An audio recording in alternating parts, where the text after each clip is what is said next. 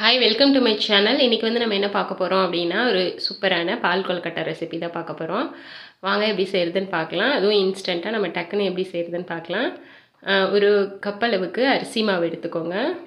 கொஞ்சமாக இதுக்கு தேவையான உப்பு ஆட் பண்ணிக்கோங்க. 1 டேபிள் ஸ்பூன் நெய்யை விட்டுக்கோங்க. அப்புறமா இது கூட ஒரே 1 டேபிள் ஸ்பூன் சர்க்கரை ஆட் பண்ணிக்கோங்க. அப்போ தான் உங்களுக்கு அந்த கொழுக்கட்டை வந்து கொஞ்சம் ஸ்வீட்டனாக இருக்கும். இது எல்லாத்தையும் நல்லா மிக்ஸ் பண்ணிக்கோங்க. இப்போ வந்து சுடு தண்ணி வந்து நல்லா ஹாட் வாட்டர், நல்லா கொதிக்கிற தண்ணியை வந்து எடுத்துக்கோங்க. எடுத்துகிட்டு இந்த மாதிரி லைட்டாக இந்த மாதிரி கொஞ்சம் கொஞ்சமாக ஊற்றி கொஞ்சம் கொஞ்சமாக மிக்ஸ் பண்ணிக்கோங்க. நிறைய தண்ணி ஊற்றிடக்கூடாது.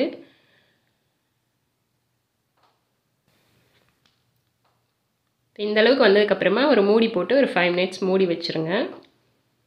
ஒரு 5 மினிட்ஸ் கழித்து கொஞ்சம் ஆறுனதுக்கப்புறமா இதை வந்து நம்ம பிசைஞ்சு எடுத்துக்கலாம்.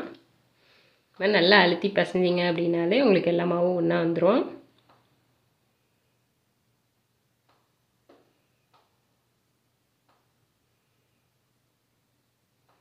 மாவு நல்லா பிசைஞ்சு எடுத்தாச்சு. இது நல்லா சாஃப்டாக தான் இருக்கும். நம்ம சுடு தண்ணி வச்சு தான் நம்ம வந்து போட்டோம். அதனால இப்போ வந்து கொஞ்சம் கொஞ்சமாக இந்த மாதிரி சின்னதாக எடுத்து ஒரு பால் மாதிரி உருட்டி எடுத்துக்கோங்க.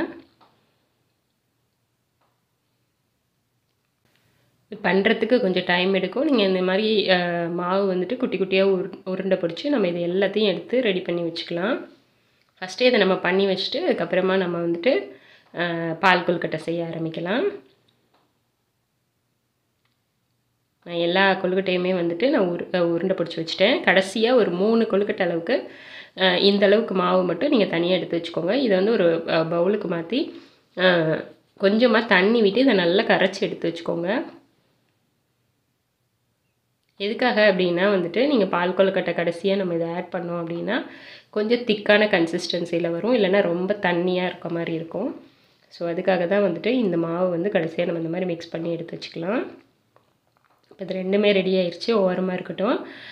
நெக்ஸ்ட் வந்துட்டு ஒரு பேனில் ஒரு 2 டம்ளர் அளவுக்கு தண்ணி எடுத்துக்கோங்க. தண்ணி எடுத்துகிட்டு நல்லா கொதிக்க வச்சுக்கோங்க. கொதிச்சதுக்கப்புறமா இந்த கொழுக்கட்டையை ஆட் பண்ணுங்கள். தண்ணி நல்லா சூடாகாமல் போட்டிங்க அப்படின்னா கரைஞ்சிரும்.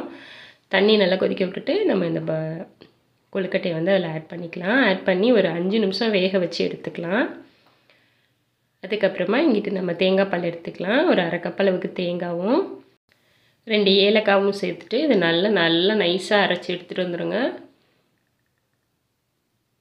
நல்லா அரைச்சாச்சு. இதில் வந்து நம்ம பாலை பிழிஞ்சு எடுத்துடலாம். நல்லா வடிகட்டியில் கொஞ்சமாக தண்ணி ஆட் பண்ணி இதை நல்லா புழிஞ்சு எடுத்துக்கோங்க.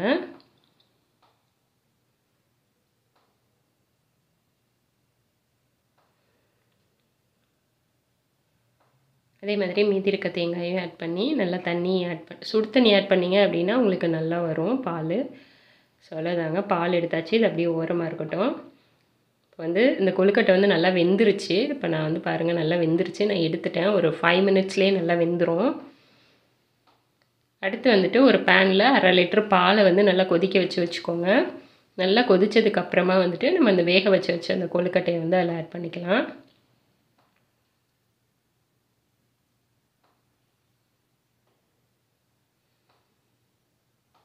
அந்த தண்ணியும் சேர்த்து நீங்கள் ஆட் பண்ணிக்கிறதுனா ஆட் பண்ணிக்கோங்க. உங்களுக்கு வேணாம் அப்படின்னா நீங்கள் அதை ஸ்கிப் பண்ணிடலாம். நல்லா கொதி வந்துருச்சு. நல்லா கொதி வந்ததுக்கப்புறமா வந்துட்டு இதில் நம்ம வந்து 2 கப் அளவுக்கு சர்க்கரை ஆட் பண்ணிக்கலாம்.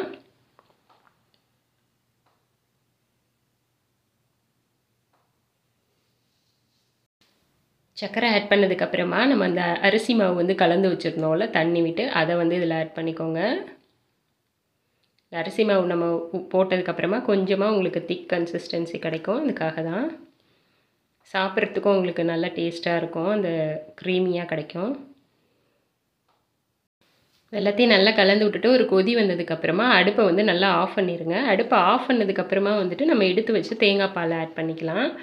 நீங்கள் அப்படியே தேங்காய் பால் ஆட் பண்ணிங்க அப்படின்னா சம்டைம்ஸ் வந்துட்டு உங்களுக்கு திரண்டுரும் உங்களுக்கு அந்த தேங்காய் பால் ஊற்றினோன்னே. அதனால் அடுப்பை ஆஃப் பண்ணிவிட்டு நம்ம தேங்காய் பால் ஆட் பண்ணிக்கலாம்.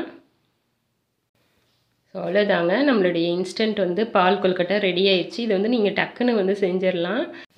கொழுக்கட்டை வந்து உருண்டை பிடிக்கிறதுக்கு மட்டும்தான் உங்களுக்கு டைம் வந்து அதிகமாகிற மாதிரி இருக்கும். மற்றபடி மித்ததெல்லாம் உங்களுக்கு சீக்கிரமே பண்ணுறது தான்.